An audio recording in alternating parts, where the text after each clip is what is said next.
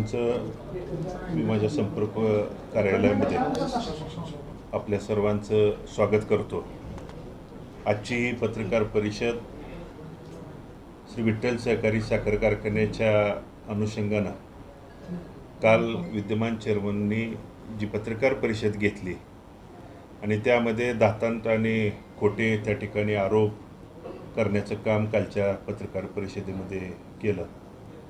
त्याच्या बाबतीत खुलासा म्हणून आजची पत्रकार परिषदेचं या ठिकाणी आयोजन केलं। आपण उपस्थित राहिला आपल्या सर्वांचं स्वागत करतो। श्री विठ्ठल सहकारी साखर कारखान्याच्या निवडणुकीच्या वेळेचा असेल किंवा आता काल 2 ते 3 दिवस झालं विठ्ठल सहकारी साखर कारखान्याचे चेअरमन आणि MSC बँकेचे प्रशासक आणि संबंधित सर्व अधिकारी ह्यांचा जो चाललेला नौटंकीपणा, सर्व त्या ठिकाणी बसून चर्चा करून नौटंकी करून कारवाई करायचं पत्र, त्या ठिकाणी गुन्हा 420च्या अंतर्गत गुन्हा दाखल करायचं पत्र, हे संपूर्णपणे त्या ठिकाणी नौटंकी आहे। आणि या नौटंकीचं आणि त्यांच्या चुकीच्या चाललेल्या कार्यपद्धतीचा कोणावरती तरी आरोप आणि प्रत्यारोप करून त्या ठिकाणी खापर फोडायचा प्रकार कालच्या पत्रकार परिषदेत त्या ठिकाणी झाला। सर्वप्रथम संतोष सुळेच्या अनुषंगानं दिलेला अर्ज आणि त्या अर्जाच्या अनुषंगानं त्याच्या पाठीमागं भगीरथ भालके आहे म्हणून त्या ठिकाणी सांगितलं। मी खुलासा करत असताना संतोष सुळे हा माझ्या वडिलांच्या पासून आमच्यासोबत काम करणारा सहकारी आहे, हे संबंधित तालुक्याला संपूर्ण त्या ठिकाणी माहीत आहे। परंतु तुम्ही जो त्या ठिकाणी कालच्या पत्रकार परिषदेमध्ये अर्ज दाखवला तो काय आहे हे पत्रकार बंधूंनी देखील त्या ठिकाणी तपासून बघायला हवा होता की तो तक्रार त्या ठिकाणी तो अर्ज होता। या विठ्ठल सहकारी साखर कारखान्याच्या बाबतीत तक्रार केली, कुठली कारवाई करा, कोणत्या अनुषंगानं याच्यावरती कारवाई करा म्हणून अशा पद्धतीचा कोणताही अर्ज संतोष सुळेचा नव्हता। मी त्या ठिकाणी संतोष सुळेंनी महाराष्ट्र राज्य सहकारी बँकेला व्यवस्थापकाला हा 14/12/2023ला केलेला अर्ज मी आपल्यासमोर त्या ठिकाणी वाचून दाखवतो आणि या अर्जाची झेरॉक्सची प्रत देखील संपूर्ण पत्रकारांच्या हातात मी त्या ठिकाणी द्यायला मी तयार आहे। विषय श्री विठ्ठल सहकारी साखर कारखाना लिमिटेड वेणूनगर गोरसाळे यांचे सन 2017 ते सन 2023 या कालावधीत उत्पादित झालेल्या साखर पोत्यावरील घेतलेल्या टॅगिंग रकमेचा तसेच कारखान्याने आपल्याकडे केलेल्या परताव्याच्या तपशीलवार माहिती मिळण्याबाबत सन 2017 म्हणजे आदरणीय नानांचा चेअरमन पदाचा कार्यकाळ, त्यांच्यानंतर माझ्या स्वतःचा त्या ठिकाणी चेअरमन पदाचा कार्यकाळ आणि त्यानंतर विद्यमान चेअरमन अभिजित पाटलांच्या या 2 हंगामातल्या त्यांचा कार्यकाळ काय केलं। विठ्ठल सहकारी साखर कारखान्याने एक्सपान्शनसाठी सन 2014-15 आणि 15-16 मध्ये MSC बँकेचं कर्ज घेऊन त्या ठिकाणी जे एक्सपान्शन केलं, 1 मिल टेंडम जो 5000 टन असणारा साखर कारखाना 7500 टनाची 1 मिल टेंडम केली, 10 मेगावॅट को जनरेशनचा 30 मेगावॅट को जनरेशन प्रकल्प केला। ते करत असताना घेतलेल्या कर्जाच्या पोटी साखर कारखान्याच्या उत्पादित झालेल्या पोत्यातून उत्पादित झालेल्या युनिटमधून MSC बँकेला किती रकमेचा परतावा मिळाला हे 2017 पासूनची माहिती त्या ठिकाणी मागितली। आणि म्हणून माहिती मागणं हा जर तक्रार होत असेल तर याच्यासारखं लोकशाहीतलं दुर्दैव त्या ठिकाणी नाही।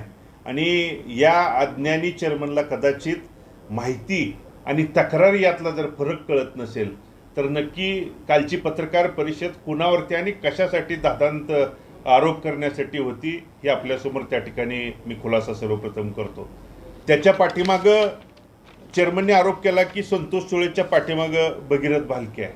संतोष सुळे माझा सहकारी आहे मी त्या ठिकाणी सांगितलं आणि मग संतोष सुळेच्या फक्त एक माहितीच्या अधिकारावरती जर तो भगीरथ भालकेनी च्यावरती आरोप करत असाल, तक्रार केली असेल तर भगीरथ भालके या विठ्ठल सहकारी साखर कारखान्याचा चेअरमन असताना मी तुम्हाला उदाहरणासहित प्रूफसहित एक तुम्हाला तुमच्यासमोर ऑडिओ क्लिप त्या ठिकाणी ऐकवतो। तुमच्या कानावरती अशी माहिती मिळते की जी गोडाऊन मधली साखर जप्त केलेली आहे आणि ज्या साखरेसाठी आमची मुंबई हायकोर्टामध्ये लढाई चालू आहे, प्रत्यक्षात तिथं साखरच नाही किंवा त्याच्यातली साखर काही गायब झालेली आहे, रातोरात ती साखर गायब झालेली आहे. हे आहेत विठ्ठल सहकारी साखर कारखान्याचे निवडून आलेल्या संचालकापेक्षा सुद्धा अतिशय हुशार म्हणून ज्यांना तज्ज्ञ म्हणून घेतलेले संचालक.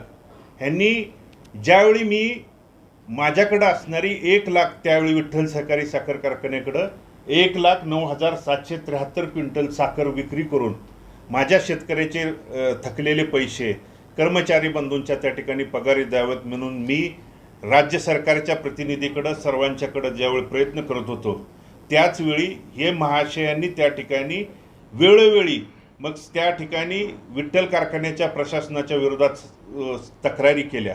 आणि म्हणून मग आज विठ्ठल सहकारी साखर कारखान्याचे हे संचालक आहेत. तर यांच्या पाठीमागं त्या काळी त्या दरम्यान कोण होतं हे त्यांच्या बोलण्यात, त्यांच्या क्लिपमध्ये मी जे या ठिकाणी सोशल मीडियाच्या माध्यमातून देखील मी सगळ्यांच्या समोर प्रसिद्ध करणार आहे, त्यांनी त्यात आवर्जून उल्लेख केला आहे की मी न्यायालयीन आम्ही धाव देखील घेतलेल्या आहे. आणि म्हणून तुम्ही वेळोवेळी विठ्ठल सहकारी साखर कारखान्याच्या कालच्या पत्रकार परिषदेमध्ये चेअरमननी सांगितलं की जुनी साखर विकून मी त्या ठिकाणी 30,09,00,000 रुपये रक्कम MSC बँकेला भरलेली आहे. जर जुनी साखर नाही म्हणणारे हेच तज्ज्ञ संचालक, जे त्या ठिकाणी विठ्ठल कारखान्याच्या गोडाऊनमध्ये साखरच शिल्लक नाही म्हणून आरोप करणारे हेच संचालक, आज त्या ठिकाणी चेअरमननी स्वतः काल त्यांच्या पत्रकार परिषदेत सांगितलं की मी ती साखर विकून MSC बँकेला त्या ठिकाणी त्याच्यावरती माल तारण कर्ज असल्यामुळं भरलं गेलं. आणि म्हणून मग त्यावेळी जो मी चेअरमन पदावरती कार्यकाळ काम करत असताना जो 1 सीझन बंद राहिला, या शेतकरी यांना त्या ठिकाणी आपल्या स्वतःच्या ऊसासाठी अनेकांच्या दारोदार जावं लागलं. तो बंद असलेला त्या ठिकाणचा तो सीझन त्यावेळी विठ्ठल सहकारी साखर कारखाना बंद पडावा म्हणून जाणून बुजून त्या ठिकाणी MSC बँकेच्या प्रशासकाकडं त्या ठिकाणी अनेक वेगवेगळ्या पद्धतीनं प्रलोभन दाखवून केलेला प्रकार, या पाठीमागं ह्या मंडळीच्या पाठीमागं कोण होतं? तर मग ह्या मंडळीच्या पाठीमागं देखील त्यावेळी या आत्ता सध्याचे विद्यमान चेअरमन अभिजित पाटीलच होते, हे त्या ठिकाणी सिद्धच आजच्या या ठिकाणी होतं. दुसरी गोष्ट त्यांनी सांगितलं की नानांचं आम्ही स्वप्न त्या ठिकाणी पूर्ण करतोय. होय, नानांनी शेवटच्या श्वासापर्यंत हा विठ्ठल सहकारी साखर कारखाना चालावा, चांगल्या पद्धतीने चालावा, इथल्या शेतकरी सभासदांचा ऊस या कारखान्याच्या माध्यमातून गळीत होऊन त्यांच्या घामाच्या दामाला पैसे मिळावे म्हणून त्यांनी शेवटच्या श्वासापर्यंत त्या ठिकाणी प्रयत्न केले. आणि म्हणून प्रयत्न करत असताना एकीकडं नानांचं स्वप्न पूर्ण म्हणून केलं म्हणून सांगताय आणि दुसरीकडं जुन्यांचं पाप म्हणून तुम्ही त्या ठिकाणी जर बोलत असाल, तर एकीकडं पाप म्हणून ज्या नानांच्यावरती तुम्ही त्या ठिकाणी बोलताय, यापूर्वी सुद्धा आम्ही त्यांना सांगितलं हयात असणाऱ्या व्यक्तींच्यावरती बोला, आम्ही जशाच तसं त्या ठिकाणी उत्तर द्यायला तयार आहे, परंतु हयात नसणाऱ्या व्यक्तींच्याबद्दल देखील बोलून. कारण हे कर्ज जे घेतलेलं कर्ज आहे, जे MSC बँकेनं मूळ त्या ठिकाणी या विठ्ठल सहकारी साखर कारखान्याला सध्याची दिलेली जर नोटीस बघितली, तर त्यात जुन्या कर्जाचा कुठंही तुम्ही त्या ठिकाणी बघितलं, वाचल्यास उल्लेख नाही. गेल्या वर्षीचा त्या ठिकाणी 22-23 आणि सध्या सुरू असलेल्या 23-24 या गळीत हंगामामध्ये उत्पादित झालेली साखरपोती, या साखरपोत्यावरती MSC बँकेचं जे टॅगिंग आहे ती तुमच्याकडून टॅगिंग आलं नसल्यामुळं ही तुमच्याकडं कारवाई करत आहोत म्हणूनच ते आशयाचं पत्र आहे. आणि म्हणून मी चेअरमन असताना म्हणजे नानांच्या कार्यकाळात सन 2020-21चा गळीत हंगाम सुरू झाला आणि 28 नोव्हेंबरला अचानकपणे नानांचं आपल्यातून त्या ठिकाणी निधन झाल्यामुळं ज्यावेळी मी 20 डिसेंबर 2020ला मी त्या विठ्ठल सहकारी साखर कारखान्याचा चेअरमन झालो. त्यानंतर तो गळीत हंगाम 3,05,000 टनाचा गळीत हंगाम त्या दरम्यान पार पडला आणि 2,65,000 बॅगिंगच्या पोटी ज्यावेळी आम्ही 2,65,000 बॅगिंग साखरपोती विक्री करत होतो, त्यावेळी या MSC बँकेला साधारणतः 21,80,00,000 रुपयेचं टॅगिंग मी माझ्या चेअरमन पदाच्या कार्यकाळात भरलं आणि जवळजवळ 7.5 ते 8 कोटी रुपयाची जी वीज विक्री केली, त्या वीज विक्रीचं बिल देखील MSC बँकेला त्या दरम्यान भरलं. आणि म्हणून वेळोवेळी जुन्याचं दाखलं देऊन जुन्यांनी काय केलं, आम्ही त्या ठिकाणी कार्यकाळात काम करत असताना जे हे आज पाप केलं म्हणून सांगतायत, एकीकडं पाप केलं म्हणून सांगत असताना आपण सगळ्यांनी बघितलंय, आपल्या माध्यमातून, भाषणाच्या माध्यमातून त्यांनी वेळोवेळी सांगितलंय. विठ्ठल सहकारी साखर कारखान्याच्या निवडणुकीच्या वेळी याच विद्यमान चेअरमननी आमच्यावरती आरोप करताना सांगितलं होतं की विठ्ठल सहकारी साखर कारखान्यावरती भंगार देखील राहिलं नाही म्हणून त्या ठिकाणचा आरोप आमच्यावरती त्या दरम्यान झाला. मात्र त्या कारखान्याच्या निवडणूक संपल्यानंतर गेल्या वर्षीचा गळीत हंगाम आणि आज सध्या चालू असलेला जवळजवळ 5.5 लाख टनाच्या वरती गळीत त्या ठिकाणी झालेलं आहे. हे 2 गळीत हंगाम करत असताना 1 रुपयाचा नट देखील या विद्यमान चेअरमनने त्या ठिकाणी नवीन बसवलेला नाही किंवा त्या ठिकाणी कुठला उभा केलेला नाही. आणि म्हणून एकीकडं तुम्ही भंगार देखील राहिलं नाही म्हणून आरोप त्या दरम्यान करत असताना गेल्या वर्षीचा 7,25,000 टन क्रशिंग आणि जवळजवळ आत्ता 5.5 लाख टनाच्या वर डेली 7,500 ते 8,000 त्या ठिकाणी ॲव्हरेजने हा विठ्ठल सहकारी साखर कारखाना चालतोय. हे कुणी त्या ठिकाणी त्या 2015-16ला केलेलं एक्सपान्शन जे 1 मिल टेंडम 7,500 टनाची जी केलेली मिल आहे, त्यानंतर 30 मेगावॅटचं को जनरेशन आहे, हे सगळं जुन्यांनी केलं म्हणून तुम्ही आज त्या ठिकाणी मोठ्या प्रमाणात गळीत त्या ठिकाणी पार पाडू शकताय. दिवसाला 8,000 टनानं क्रशिंग करू शकताय. आणि म्हणून अशा पद्धतीच्या चुकीच्या दिशाभूल आणि अफवा पसरवण्याचं काम फक्त आणि फक्त स्वतःचा नाकर्तेपणा, स्वतःचं त्या ठिकाणी कर्तृत्व झाकण्यासाठी दुसऱ्यावरती आरोप करण्याचं काम कालच्या पत्रकार परिषदेमध्ये त्या ठिकाणी झालेलं आहे. आणि म्हणून इथला सभासद सुज्ञ आहे. मी सर्वप्रथम सुरुवात करत असतानाच सांगितलं होतं की विद्यमान चेअरमन आणि MSC बँकेचे प्रशासक आणि अधिकारी यांच्या संगनमतानं चालू असलेला हा आजचा त्या ठिकाणी हा गुन्ह्याचा, नोटिशींचा हा चाललेला खेळ आहे. कारण कोणतंही कर्ज आणि त्या ठिकाणी मोदलाची रक्कम जर भरली गेली नाही तर कालांतरानं बँक काय करणार आहे हे सांगायची त्या ठिकाणी कोणालाही नव्याने गरज नाही. कारण जर ती तुम्ही रक्कम भरली गेली नाही तर त्या ठिकाणी या साखर कारखान्याचा लिलाव करण्याचा डाव त्या विद्यमान चेअरमनचा त्या ठिकाणी आहे. आणि अशाच पद्धतीचं अनेक गेल्या 5-7 वर्षापूर्वीचे जे प्रकार आहेत की सहकारी साखर कारखाने बंद पाडायचे आणि ते त्या ठिकाणी अशा खाजगी लोकांनी घशात घालायचे, जे संगनमतानं चालू असलेला खेळ तो आपल्या विठ्ठल सहकारी साखर कारखान्याच्या बाबतीत आहे. कारण गेल्या वर्षीचा 7,25,000 टन क्रशिंग झाल्यानंतर जे आज माझ्यावरती काल आरोप केला की नानांचं स्वप्न होतं परंतु नानांचा चिरंजीव त्या ठिकाणी बंद पाडावा म्हणून त्या ठिकाणी पुढे आहेत. परंतु गेल्या वर्षीचा गळीत हंगाम पार पडत असताना आमच्याकडे सगळी त्यातली माहिती होती. 7,25,000 टन क्रशिंग झाल्यानंतर जवळजवळ MSCBची 17 कोटीहून अधिक युनिट म्हणजे 17 कोटीच्या वरती रक्कम त्या ठिकाणी MSCBला विक्री केलेली असताना देखील जवळजवळ MSC बँकेला भगीरथ भालके चेअरमन असताना 1 क्विंटल पोत्यामागं म्हणजे 100 किलो मागं 800 रुपये टॅगिंग MSC बँक त्या दरम्यान घेतल्याशिवाय साखरेचं पोतं गोडाऊनच्या बाहेर देखील जाऊ देत नव्हतं. मात्र तुम्ही 7 लाख पोती फक्त आणि फक्त 18 लाख रुपये MSC बँकेला त्या ठिकाणी भरलेले आहेत. बाकीची कोणतीही रक्कम त्या दरम्यान MSC बँकेला भरलेली नाही. आणि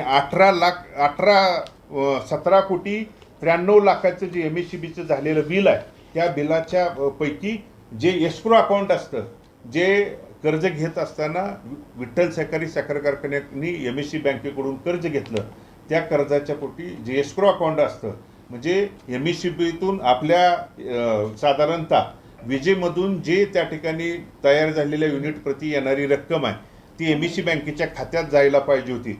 मात्र तसं न करता विद्यमान चेअरमननी MSC बँकेच्या प्रशासकाला आणि अधिकाऱ्यांना त्या ठिकाणी हाताशी धरून परस्पर ते प्रकरण त्या ठिकाणी परस्पर ती रक्कम त्या ठिकाणी वेगवेगळ्या अकाउंटमध्ये घेतलेले आहेत. आणि म्हणून गेल्या वर्षी हे सगळं आम्ही बघितलं परंतु कोणत्याही त्या ठिकाणी अडवणूक करायची नाही, हे संस्था चालली पाहिजे. मात्र गेल्या वर्षीच्या गळीत हंगामापोटी रक्कम भरली नाही. आजचा 5.5 लाख टनाचा गळीत हंगाम देखील पार पडून देखील 1 रुपयाची रक्कम अद्यापपर्यंत सुद्धा MSC बँकेला न देता हा कारखाना सुरू आहे.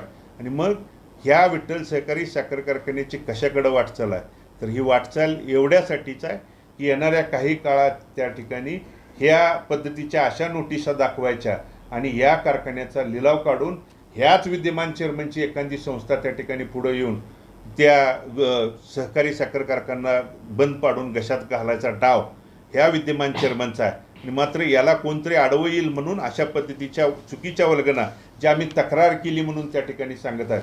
एकीकडं विठ्ठल सहकारी साखर कारखान्याचं काल पत्रकार परिषदेमध्ये विद्यमान चेअरमननी सांगितलं की इतक्या कोटीचं कर्ज आहे. ह्या एवढ्या कोटीचं कर्ज एक्सपान्शनसाठी घेतलंय हे आम्ही खुल्या अंतकरणानं त्या ठिकाणी निवडणुकीच्या पूर्वी आणि निवडणुकीमध्ये देखील त्या ठिकाणी आम्ही मान्य केलेलं आहे. ह्यात काही झाकून ठेवण्यासारखी कुठलीच गोष्ट नाही. मात्र जे विठ्ठलचे चेअरमन विद्यमान चेअरमन स्वतःचं कर्तृत्व पण झाकण्यासाठी आमच्यावरती आरोप करत असतील तर या विद्यमान चेअरमनचा सगळ्यात पहिला कारखाना चोराखळीचा जो त्या ठिकाणी धाराशिव साखर कारखाना जो खाजगी आहे 1250 टनाचा हा साखर कारखाना आहे आणि विठ्ठल सहकारी साखर कारखाना 7,500 टनाचा हा साखर कारखाना आहे. हे मी कोणतेही त्या ठिकाणी कुणाकडून उचलून किंवा हे करून आणलेलं नाही. हे त्यांच्या साखर कारखान्याच्या संबंधित अधिकाऱ्यांनी राज्य सरकारकडं जे त्यांचं ऑडिट सबमिट करावं लागतं हे मी माझ्याकडूनही आपल्याला मिळेल. आपण ऑनलाईन पद्धतीनं सुद्धा नेटवरून देखील याची माहिती काढू शकता. हे 2020 आणि 21च आहे. 21च्या नंतरचं त्यांनी त्या ठिकाणी सबमिट केलं नाही. धाराशिव सारख्या 1250 टनाच्या साखर कारखान्यावरती ज्याला को जनरेशन नाही फक्त आणि फक्त डिस्लरी आहे त्या साखर कारखान्यावरती या ठिकाणी 2020ला 231 कोटी कर्ज आणि 2021ला एकाच वर्षात 381 कोटी कर्ज त्या ठिकाणी 1250 टनाच्या कारखान्यावरती आहे. 22ला 23ला आणि 24ला किती झाला असेल हे त्या ठिकाणी संशोधनाचा भाग आपल्या समोर आहे. आणि म्हणून 1250 टनाच्या साखर कारखान्यावरती 381 कोटीचं कर्ज 2021ला असेल आणि 7,500 टनाच्या कारखान्यावरती जे एक्सपान्शन केलेल्या कारखान्यावरती कर्जाची आकडेवारी सांगून सभासदांच्या मध्ये इथल्या तालुक्यातल्या तमाम मायबाप जनतेच्या शेतकऱ्यांच्या डोळ्यामध्ये जर दिशाभूल विद्यमान चेअरमन पसरवत असतील तर ती त्यांनी त्या ठिकाणी बंद करावे.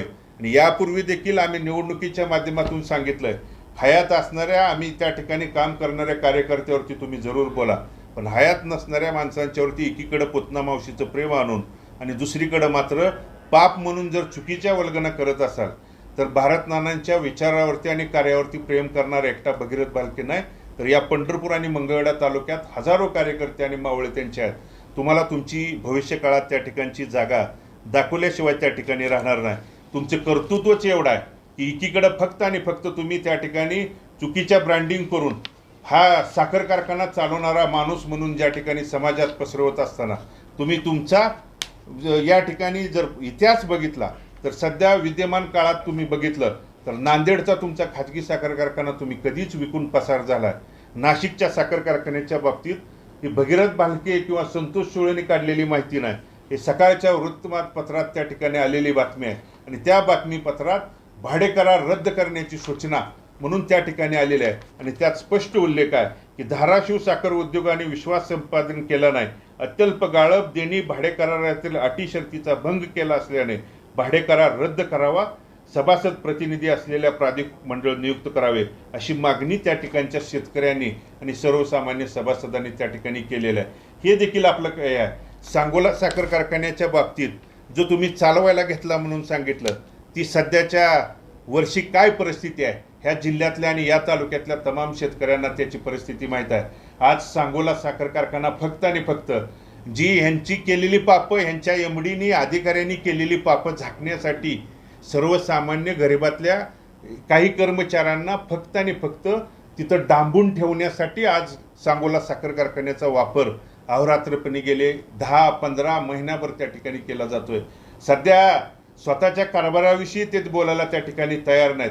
मात्र स्वतःच्या चुकीच्या कारभारामुळं त्या ठिकाणी आलेल्या नोटीस असतील आलेल्या कार्यवाहीची त्या ठिकाणी ज्या गुन्ह्याच्या ज्या त्या ठिकाणी आलेल्या नोटीस आहेत ह्याच्यावरती मात्र तुम्ही दुसऱ्यावरती आरोप आणि प्रत्यारोप करून त्या ठिकाणी साधा त्या चेअरमननी तो आलेला अर्ज त्या ठिकाणी तक्रारीचा आहे का माहितीचा आहे हे देखील न बघता आरोप केला.